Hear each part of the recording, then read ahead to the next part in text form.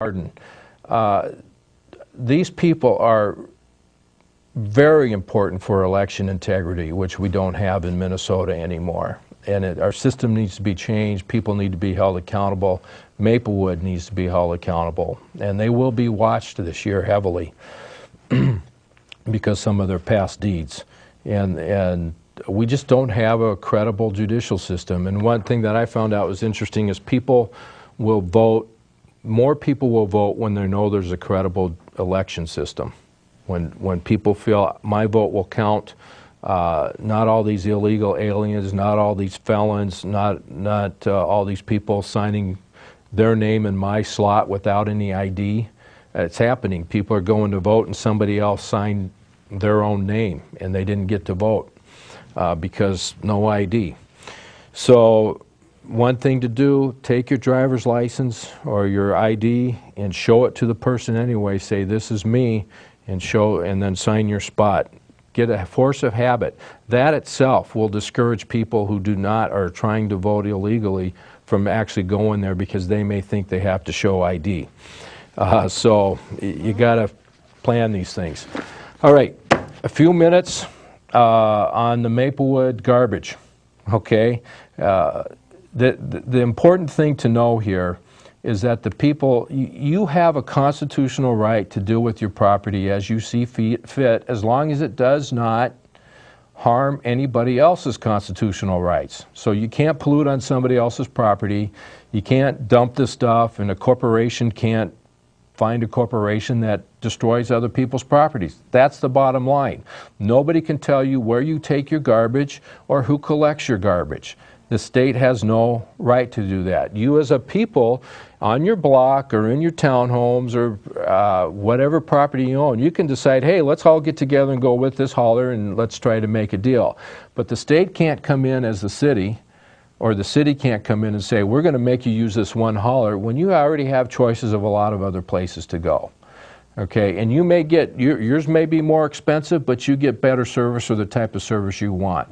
Your may be less expensive and you take less service, or it may be less expensive and you get better services based on your needs.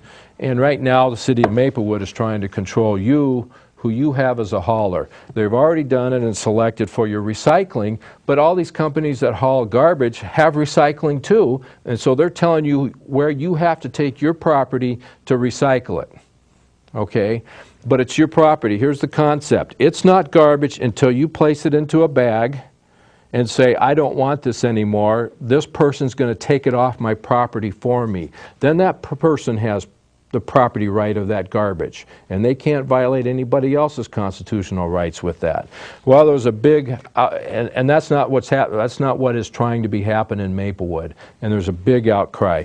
And some 250 people showed up at a city council meeting. 40 people spoke against what's called organized hauling, or socialized hauling as I would call it, or government mandated garbage collection. 40 people spoke against, at least four people spoke in favor, and then one group sent out cards to the people in Maplewood, and actually some went to surrounding areas. But 1,643 cards came back saying, we don't want organized garbage or socialized garbage hauling or government mandated garbage hauling. We want to have our choice. We like our garbage haulers. And I went down with the Freedom of Information, went down and made all these copies of the cards. Just to see what was on there, what the comments that were being made. 3 letters were sent in, but 1,463 of the cards, and this is a big stack. But what I did is I photocopied 7 cards to a page. 1, 2, 3, 4, 5, 6, 7, and then only on, you know, the remainder. This one had 5, so in this particular stack. But it was just overwhelmingly against it, socialized garbage hauling. And it should be the same. You should be against it for your recycling. Don't let the government tell you where to take your recycling. You got that decision. There's plenty of places out there that are doing it, and they need your recycling. It's your choice. It's your stuff. Matter of fact, can the government come in and say, well, we think this should be garbage, so you need to get that off your property, or you're not recycling enough, so we're going to fine you? That's big government, big brother. They don't need to be there, and they don't need to be in your life. And they're trying to do that. So, but the other thing for Maplewood people or anybody else, you can't just show up once. You got to unelect these people that are trying to do this because they don't get the Constitution. They don't understand your liberties and your right to choose and right to contract. Okay, you got to get rid of them. And second of all, you got to show up again and again and again and send that message. And I couldn't believe the arrogance of especially Kathy Juniman. She was just as snide as can be. So this thing is something they're trying to push through, and they're also trying to change the definition of marriage in Maplewood. We're going to have more of that on later. But no fight. You know, and this is good. This is a start, but you got to show up. You got to get the message out. And then if they force you to go with somebody else, don't do it. Call the show. You know, get with people. I got the database here. We got your names that are against this. We're going to get you together, but you got to organize to get these people who do not understand our Constitution or our liberties. Okay, so I can't stress enough to get that done. All right, real quick, judicial endorsements, okay, and then our guest Andy Noble here is Ramsey County Commissioner candidate. Judicial endorsements, and I got some graphics here, so I think we're going to start with number 13, the U.S. Supreme Court. Two candidates there. For seat 2, or Associate Justice Seat 2, as it would be called, I'm endorsing Greg Wursel. And for Seat 6, Tim Tingelstad. All right? These are great, outstanding people who understand the Constitution, are willing to fight for your liberties, and not toe to any special interest group like some of our judges are doing, in my opinion. Okay, now I think it's graphic 11 for the Court of Appeals judges. And then we have Judge 13 would be Roxanne Klugman. Again, these people are going against the incumbent party, the Judicial Incumbency Party. And Roxanne Klugman, and then in seat Judge 13 and seat 14, Dan Griffith. And these, again, people that understand the Constitution will stand up for your liberties. Now, for Ramsey County, we'll go to graphic 12. That's the 2nd Judicial District. My endorsements are Connie Iverson, who hopefully will be on next week, and Mark Ireland the week after. Connie's going against an incumbent. Mark is going against Gloria Borgen. Mark is by far the better choice, in my opinion.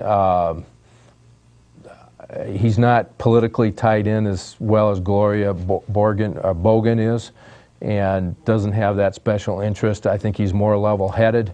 I don't think he hates men, like some people in the DFL politically connected party do.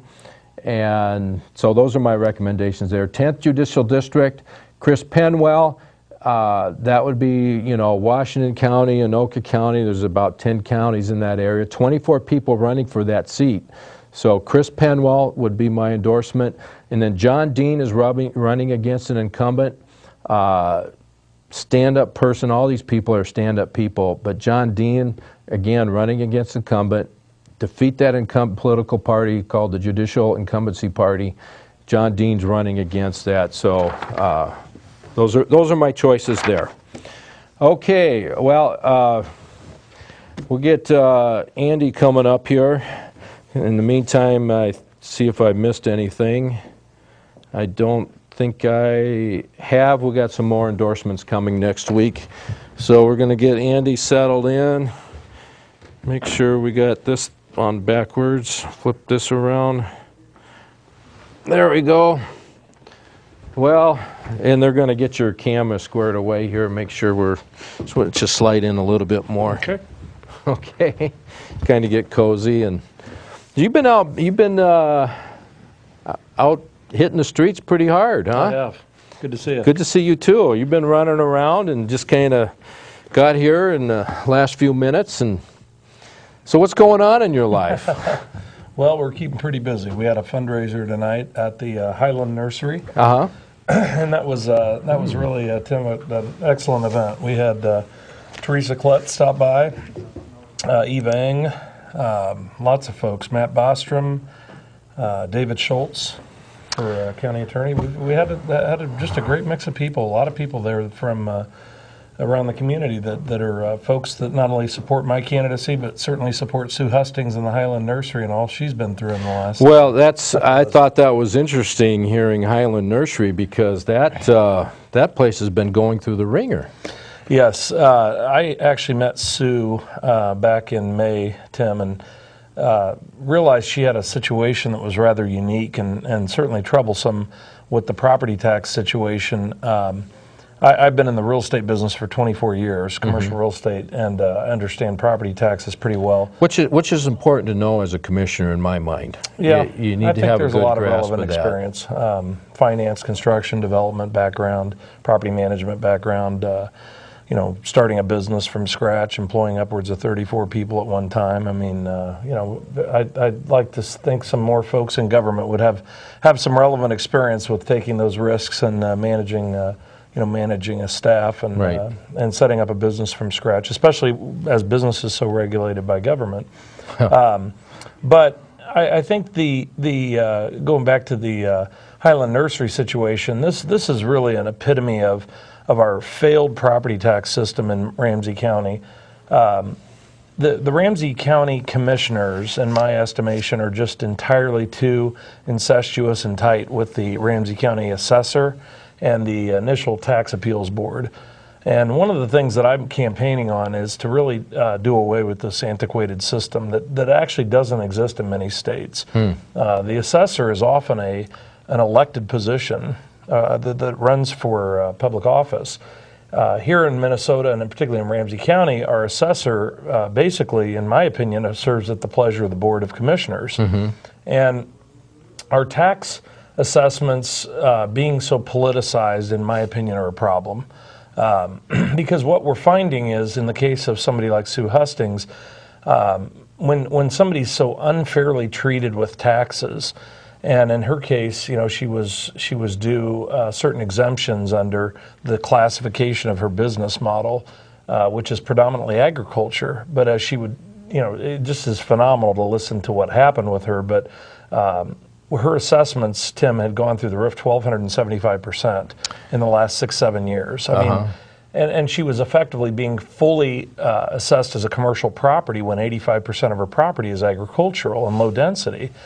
And this is just one example, but certainly nurseries have all had this issue happen. And our Ramsey County assessor ran Sue through the ringer for 2 years, waiting for a court date while she kept paying her high taxes that just kept going up and up and up, and literally almost put her out of business. And she obtained over 2,200 petition signatures from her customers that I think put a lot of pressure on the situation. And when I got involved, obviously we brought Tom DeVink, the lawyer for the light rail, representing the 11 groups, ethnic groups involved in that. He got involved and is involved with Sue right now, and they're working it out with the county assessor, the situation. And so we've turned that into a successful case scenario, but we have many of those, honestly, in Ramsey County. Well, but it's the whole philosophy here of best use of land. We're going to tax you on if this was something else, and it could be something else, and that if it was that other,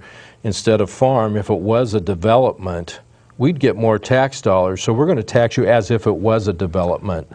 That is so, I mean, that's fraud. Well, it's actually beyond fraud. It's scary because, I mean, and actually what happened to Sue is in a whole bit that far off from what you're mentioning. We had one representative, I don't really know who the individual was, but I heard her in this early on in this process.